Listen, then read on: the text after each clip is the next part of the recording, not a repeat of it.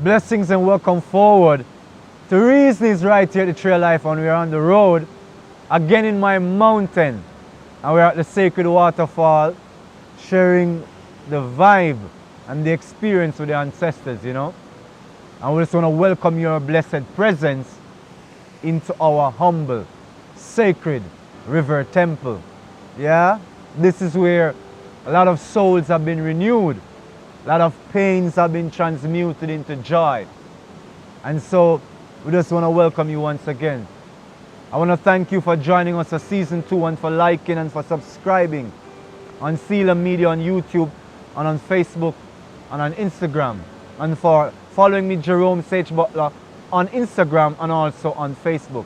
Blessings again, and it's indeed a privilege to be a mouthpiece for the Divine Creator, for the ancestors, for indeed the voiceless who need sound, who need a voice to their concerns.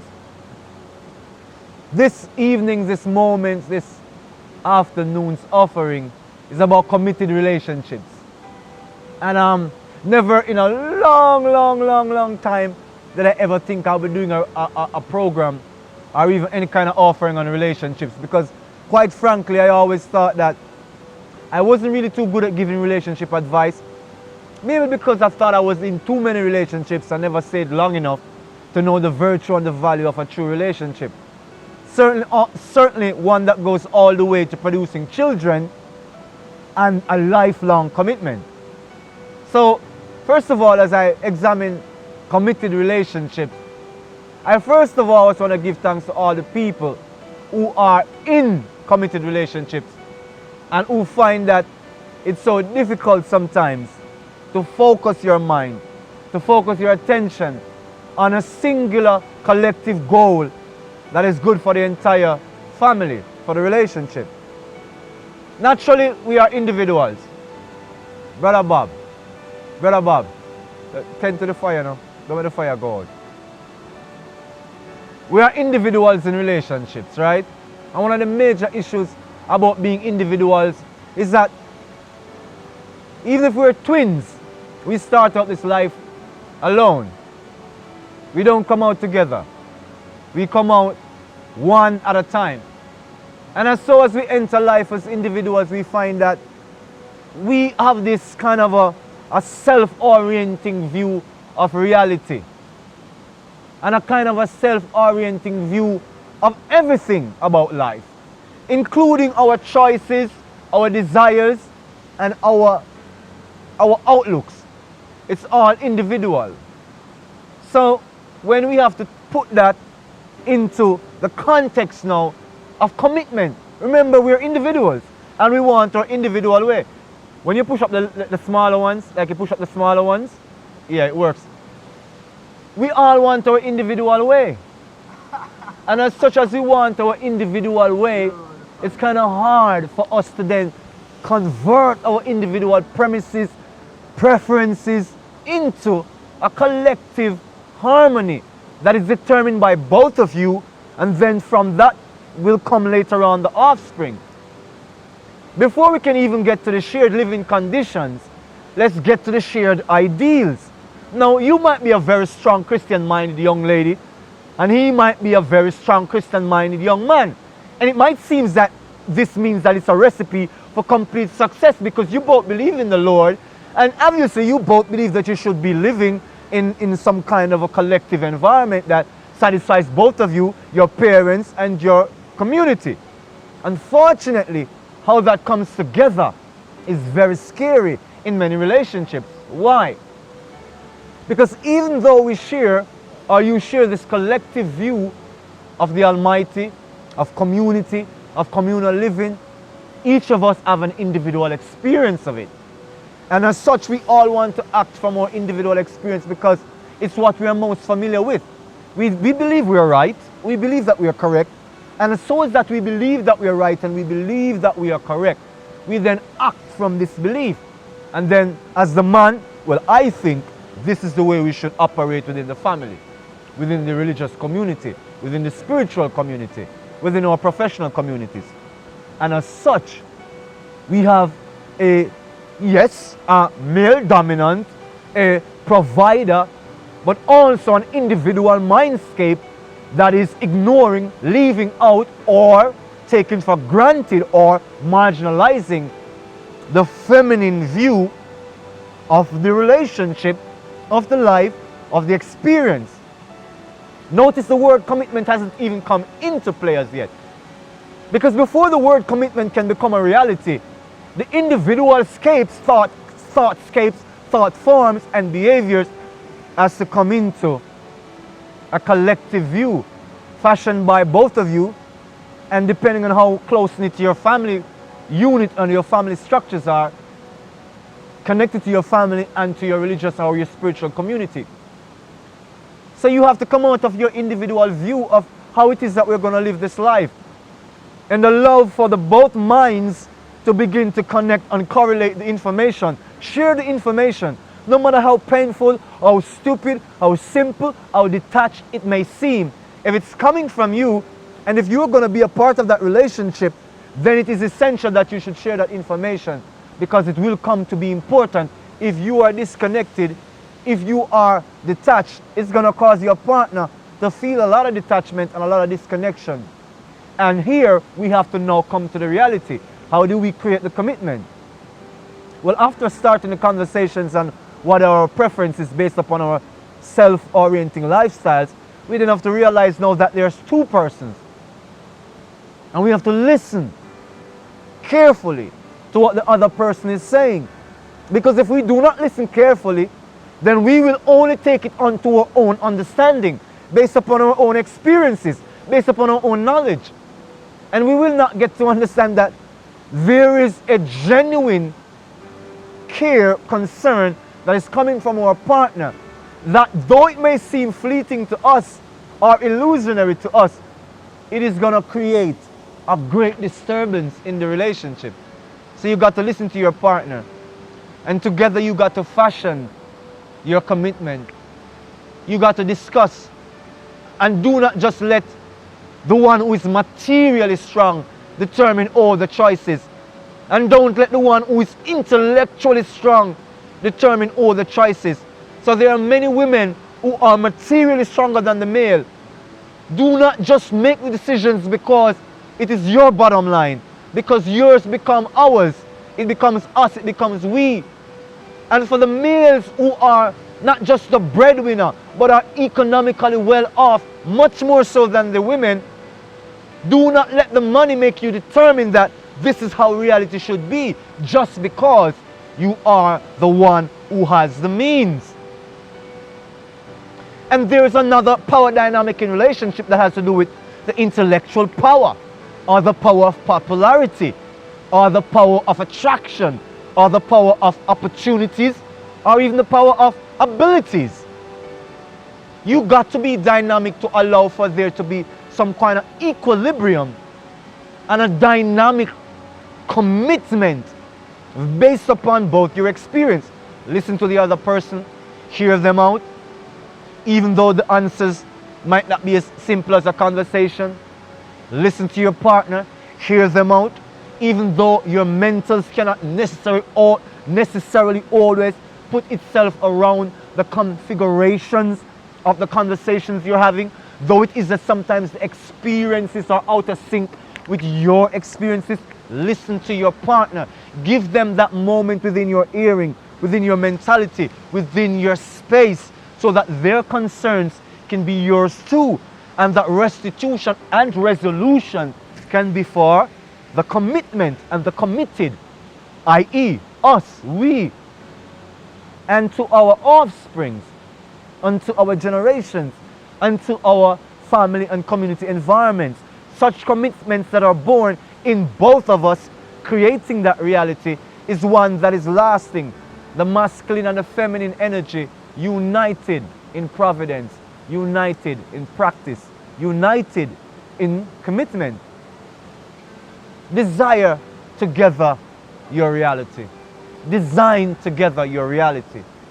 Allow for time and movement of experience and events to carry us forward, to carry you forward into that place where, number one, we can discuss shared living arrangements, We can discuss shared property, ownership of shared property, even shared investment options, even a shared bank account, where you can move away from your individual purview and your individual fears that are born in confusions and sometimes a little bit of aloneness and loneliness and separation. And so it's good when you can actually gel together, bond together, take those hikes, take those vacations, get away for a while, quiet space, simple space,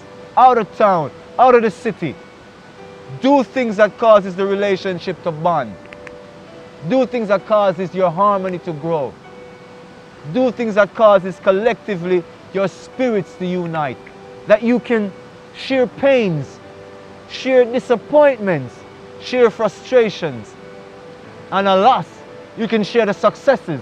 Because ultimately, if you are sharing all of these divergent experiences, and ultimately you will get to a place where you will actually share the beauty as well. You will share the good value of a long-term, committed, fulfilling relationship that will bring sustaining, qualitative life experiences, grand offsprings, and beautiful experiences expanding to your family, to your communities. Trust each other. Go past your fears. Give yourself the chance to be stronger together versus being stronger alone. By all means, do the zig and the zag. When you're not both on the same rhythm, the same tempo, or the same timing, give each other some space, quietly, calmly. Allow for a certain amount of patience, that in time you will find your rhythm again. You will find the flow again. So let us not then assume that life is complex, life is a bit up and down, and then assume that relationships, committed or otherwise, will just be smooth. It won't just be smooth. We have to have that willingness to stick to it. Just like how we weave all of our less beautiful experiences into the patchwork quilt of amazing life experiences, you kind of have to be able to go beyond the failings to see how they create the successes. By the way, you're doing a good job. It's coming together. You have to go beyond the failings to see how successes will occur, to see how it is that you'll reach to a state where when you see some really good couples having strong relationship, you won't think it's just because that she's from a good family or he's from a good family or because they're just so special or gifted. You'll understand that it's true effort. You'll understand that they had to work on commitment. We all have to work on commitment within our marriages, within our relationships that are going to marriages. And if you're just starting out in your dating phase, start out with some amount of honesty. Start out with a just allowance and a thought process to assume, even to go further to believe that by being your most honest self, you are starting off with a good foundation for a good and a lasting relationship and for true commitment within those relationships. Because how you start out within your relationship does have a bearing on how you continue on through your relationship and how you end up having a good or a terrible relationship. So it's all about how you apply yourself. So if you apply yourself lackluster, if you apply yourself with a sense of temporary, devotion, then you're going to get temporary results. But if you're committed consistently to working on your issues, working on your shared interests, working on your differences, your indifferences, creating a collective outlook. One that is fostered by the great relationship that you're creating. The loving harmony. Yes, Brother Roman. Perfect alignment. Perfect alignment. So we want to give thanks to Brother Roman and the princess today. Yes, sharing with us, beautifully, and Brother Bob as well. So in the moment of relationship, we are going through committed relationships, growing into them. My own personal relationship is growing through into a sense of me really truly shedding my personal ambitions to now going to a collective ambition with me and Artrice. That is our reality. And she also, hallelujah, has to, through our commitment and connection, grow into a new state of devotion. Not to me only, not just to God, but to a sense of a shared life that involves both of us and our families and our communities. Commitments takes effort. Each individual grouping of persons have different ways they approach it. In your societies, you have your cultures, the prevailing thought processes. You have the essence of courtship, and then moving from courtship into more deeper avenues of commitment. Like when you're planning to live together, shared bills, shared responsibilities, passing up on that $150 sneakers, trainers, because you got to pay those bills. You got to put food on your kids' table, on your table, on your family's table.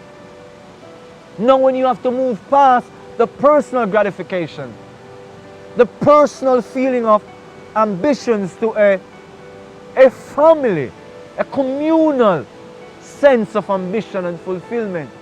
Here it is now you understand that life has more than just a self-oriented fulfillment. It has a collective. And families are breaking down. Yay! Fire for clearance and purity. Blessed princess. Yeah, man, the male and the female energy working together. From the king and the queen, Roman and his empress, and Brother Bob. So love and virtue. You gotta put the work in. It doesn't just happen, just like with the fire. Commitment takes application. And your friends help you too. Because sometimes you're zigging and you're zagging. You're not quite getting clear on the information that you're sharing. So sometimes she will need to ask your best friend, what's happening with Jerome? Why is he acting this way? What's up with Tristan? Why is he acting this way? Because this is just what life is, and it's a part of getting to understand who we are. So in our commitments, we got to be honest that we're sharing parts of ourselves with our friends, with our families. So he would want to ask your father questions about you. So don't be afraid, young lady. Don't feel away. You want to ask your mother things about you, because there's things that you will not know that you could not know of yourselves, because it's just the nature of relationships that we are sharing collective communions. And through communication, the community is fostered, generated, watered, is groomed, is protected. And true courtship moves into commitment, lasting marriages, long-term, lasting families. That is here for the long haul. That is here for the full trip, the full journey. Stick it out. Stick it out. Don't be just so flaky that you're just flipping at every flopping issue that flies through the moment. Kick it to the curb. Our ladies, gently ease it or nudge it out your room, out your way. Get that trifling you know who out your life. Get that nosy mister out your relationship. The bonds between the man and the woman, hallelujah, are sacred. Your bonds are yours to make and to break. Your bonds are yours to make and break. Build true commitments. Communicate with your partner. Mr. Get to understand your Mrs. Mrs. Get to understand your Mr. Overs where your Mr. depend. Mr. Over where your Mrs. depend. Then you won't have to have it in your thinking, your fearful mind and your fearful heart. And then all sorts of delusion and crazy perversions and fear appears. And then she's not satisfying. And then she's no good in bed no more. And then your mornings are terrible. And then your nights are awful. And then you're arguing. And then it's crazy. And then it's getting out of control. Because guess what? You're out of control. Take it easy. Calm down. Relax. Did you hear me? Relax. It's okay. Life can be hard. Usually it is hard. Let alone relationships. We look to them to solve our issues. Oh my God, it's the same issues that are in life. So, commitment lessens the workload. Instead of one pair of hands, we have two pair of hands. Alas, we have three pair of hands, the little ones, the offsprings. Alas, we have more and more to help us. And they are a gift. A quiver full of them is a blessing. And I wasn't so progeny oriented, but it's actually the awakening of the Lord in me to recognize this is life. Who created it? Not us. We merely continue in it. So let us continue with some amount of commitment and due providence. Give your woman a chance. Cut her some slack. Mrs., cut the man some slack. Give him a break. He needs to relax. And if you're stressing his mind, he won't. And if you're driving her crazy, she won't. And then the kids won't be happy. And then your grandmother won't be happy. And your mother-in-law won't be happy. And your father-in-law won't be happy. Your brother-in-law won't be happy. And then you come to blows. And somebody's going to knock somebody out. So believe me, calm it down. Calm it down. Because if you don't calm it down, several lives are going to be messed up. And sometimes divorces are selfish. You know why? Because it only satisfies some momentary craziness that has gone out of sync for far too long. So we take these aberrations and then we roll with it. 2 years in, 3 years, 4 years. Till it seems like it's a mountain, but it was really a molehill. And we piled on it every willing garbage we could find. And now we commit, and now we complain, that commitment isn't working for us. But is commitment a signing of a contract? Is it a marriage contract? Or is commitment a way of life? Is it activity? Is it purpose? Is it function? Isn't it those things? Isn't it purpose? Isn't it purpose? Isn't it function? Isn't it functionality? Isn't it application? We've got to apply ourselves to have the end results that are satisfying. You got to sow to reap. You got to sow in abundance to reap in abundance. And alas, you got to do one more thing. You got to nurture the fullness in abundance for it to be abundant unto you and your family. So I pray that we all saw through our complexes. I pray we all saw through our many disagreements, multiple arguments and money, living space, ex-girlfriends, ex-boyfriends, past confusion, family curses, ancient mischief and mischievous behaviors, past sins and debaucheries, to present and future possibilities of fulfillment. Committed, lasting, loving relationship, blessed by the Most High, focused and worked on by us the individuals for our children and our destinies. Blessings for sharing these few moments of offering with me, Jerome Sage Butler, right here at the Mountain Temple, River Temple, Sugarloaf, Penfield, Garden Town, in the heights of nature. By the grace of divine Creator, blessed be our committed relationships. May they bind together and never break until the days of eternity. Love, light, and honor. Continue in your committed, fulfilling relationships. Blessings.